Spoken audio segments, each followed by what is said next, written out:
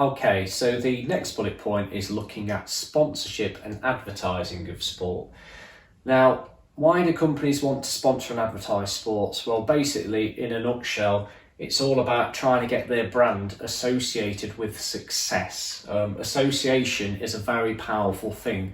So a really quick, simple example of that might be something like Cristiano Ronaldo, world famous footballer. He scores a hat-trick in a game and all the kids watching it on TV notice that he's wearing a bright orange pair of Nike boots. Next time they grow out of their football boots, guess which type of boots it is they're going to be asking the parents for? Yeah, it's going to be the bright orange Nike boots.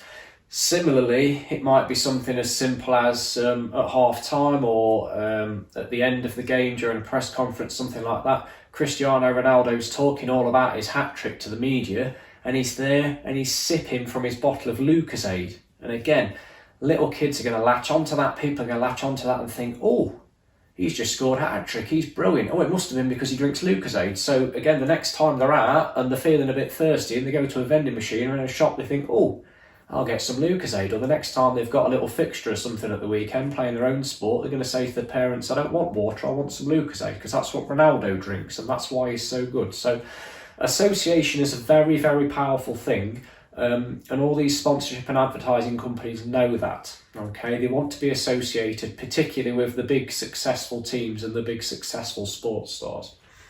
Now, there's lots and lots of different ways of doing this and then getting the brands basically into the media. Now, I've talked a little bit about Ronaldo wearing a certain type of boots or him drinking a certain type of drink, but in a nutshell, along the bottom here are some of the things that these brands will try and do to get their brand into the media. So it could be something like providing equipment. So if you think about somebody like a tennis player, somebody like Andy Murray, he will always wear Under Armour clothes, and that's because Under Armour give him the sportswear to wear, and obviously when he's playing in any major tournament, you will see him wearing an Under Armour t-shirt, Under Armour shorts, Under Armour socks, Under Armour trainers. He can't have an Under Armour racket though, and that'll be a separate sponsorship deal that he's got. So it might be that a company like Wilson or somebody like that will sponsor his equipment. So he'll always play with his Wilson racket and he'll always wear his Under Armour clothes. So when he's doing things like winning Wimbledon, and people see him playing with that Wilson racket and those Under Armour clothes, they'll think, right, if I want to get into tennis, I'm going to make sure I buy myself a Wilson racket, because that's obviously the racket that you need if you need to be successful. Or I better buy some Under Armour clothes, because obviously if he's wearing his Under Armour clothes, surely that's got something to do with its success. It's probably very unlikely that that's the case, but the power of association is very, very powerful. So people associate these brands with his success and therefore they're more likely to buy them. Footwear we've covered a little bit already with Ronaldo. Obviously depends on the sport that people are playing. If you think about somebody like Michael Jordan, he's retired from basketball for 25 years or so, but the basketball boot to have is still the Air Jordan. And again, that's all to do with sponsorship and advertising. Very, very clever by Nike of keeping those basketball shoes very, very current and redesigning them every few years so that they become the very, very popular basketball boot to have. And all the top players in the NBA will be given free pairs by Nike, basically so that they're all seen scoring loads of baskets in them. People therefore associate the Air Jordan with success and they'll go out and buy it even if they don't even play basketball, which is normally the case when people are wearing Jordans. We've then got simple stuff, more obvious stuff, for example, billboards around the outside of stadiums. When there's an event on, companies will pay money to have their particular advert shown on a billboard or their company name on a billboard. In more recent times, if you look watching sport at a higher level, they have electronic billboards. So rather than it being the same company's name on there the whole time, different companies will be allowed their company name on for set amounts of time. The more money you pay, the longer your company name can be on that billboard. If you don't pay very much money, it might only be on for a few seconds. If you're willing to pay loads and loads of money, then your brand might keep flashing up constantly all the way through a game or a fixture or something. We've then got adverts. So this is something that obviously would be on if you're watching a particular sport or something on TV. Then brands are going to want to try and get their brand by sponsoring an advert on TV, perhaps before a game starts or at half time or at the end of a game. You tend to see a lot of betting company adverts, fast food adverts, that type of thing, because we're assuming that the type of people that are watching these sports on TV are also going to be quite into wanting to bet on things. You also see adverts for alcohol, so encouraging drinking while people are watching the event as well. And if you're drinking, you're probably going to want some fast food too. So these companies know these things. So if you've been drinking, you're probably going to want something to eat, and you're more likely to put a bet on, which is why all these companies kind of come together and all advertise at the same time when the sports fixtures are on, particularly something like football. There's also some slightly more discreet things going on with sponsorship and advertising. Things like the cars that players are driving, or the bus that the team might arrive to a fixture in, something like that. It might be that they've got a big, nice, snazzy Mercedes-Benz bus or something that they all get off, or that's been given to them by Mercedes because they want to advertise Mercedes as a brand. You probably only find that with some of the the really, really big successful teams and clubs and things that a big company like Mercedes would go to them.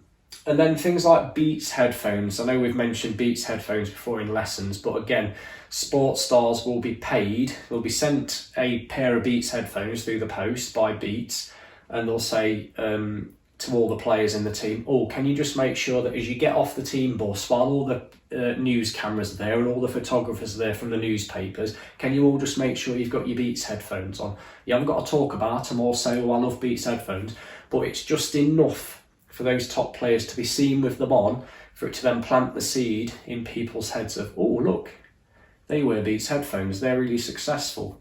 I wonder if the Beats headphones has got anything to do with that. And again, it's about the power of association. It then therefore means that people are more likely to go out and buy Beats headphones, or be asking them for them for Christmas and birthdays and things like that.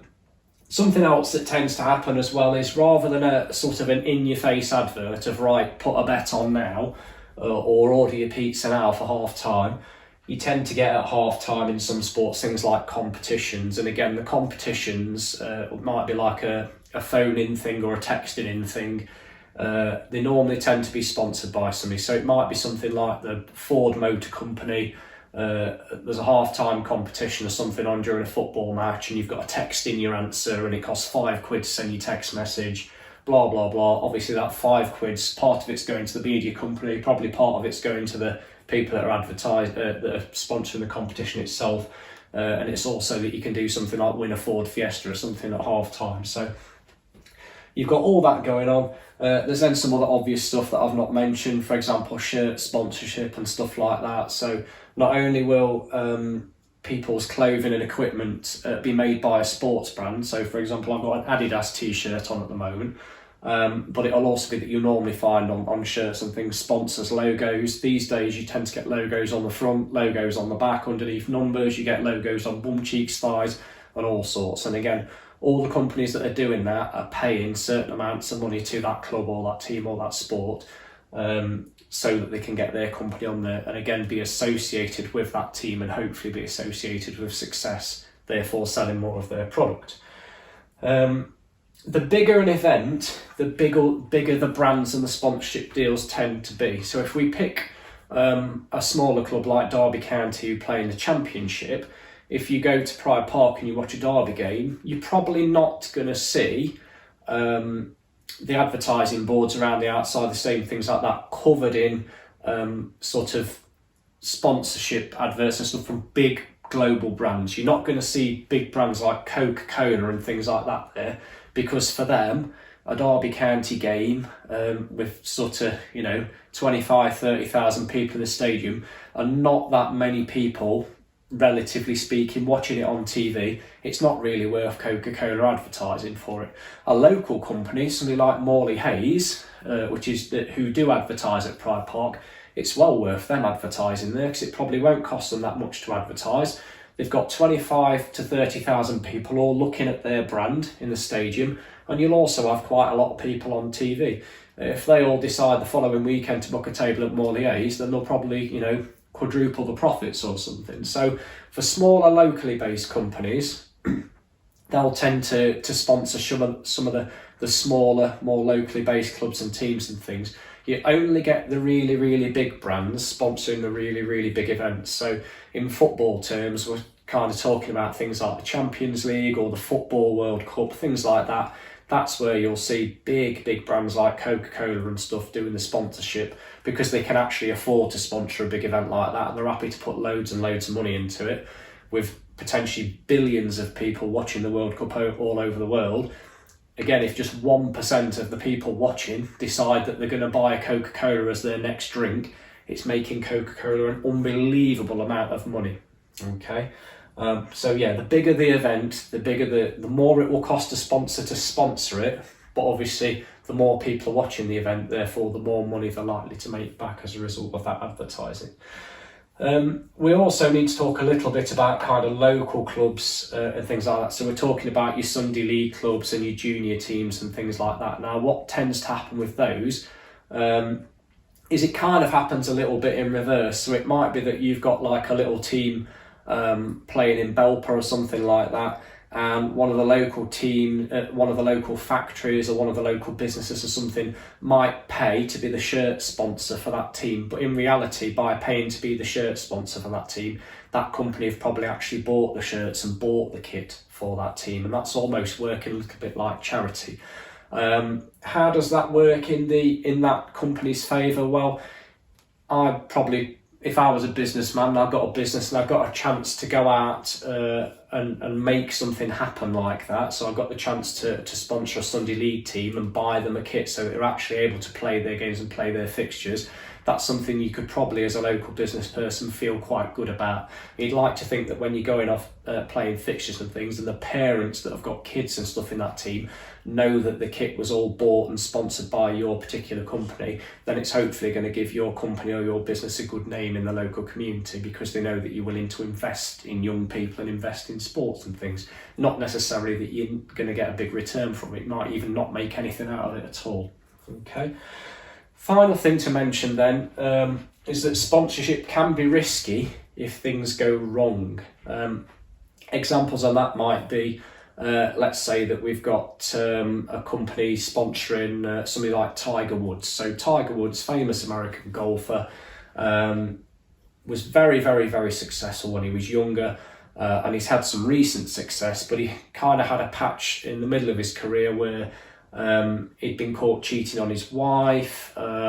He'd done some drink driving that had been in the newspapers and things as well.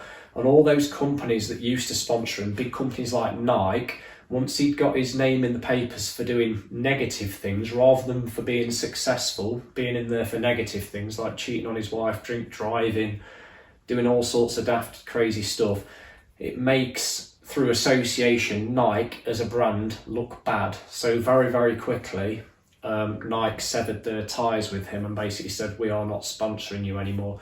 We had a similar situation with Lance Armstrong, the cyclist that we've talked about before, won the Tour de France 7 times, but then a few years after he'd won his final Tour de France, it came out he'd actually cheated and taken drugs in all those Tour de France victories. So all of his sponsors from sort of back in the day were all very humiliated and embarrassed by that. The fact that they gave him loads of money, he'd been able to live like a millionaire's lifestyle off the back of all their sponsorship money and stuff. And again, very quickly, they severed their ties with him and actually took him to court, a number of his sponsors did, to try and get some of their money back. So sponsoring can be a bit risky because, like we've said, these brands want to be associated with success, but whatever happens to that team or that individual that you're sponsoring, if they do something negative or bad, you are associated with that as well. And companies don't like that, so normally they'll cut ties pretty fast if things turn sour.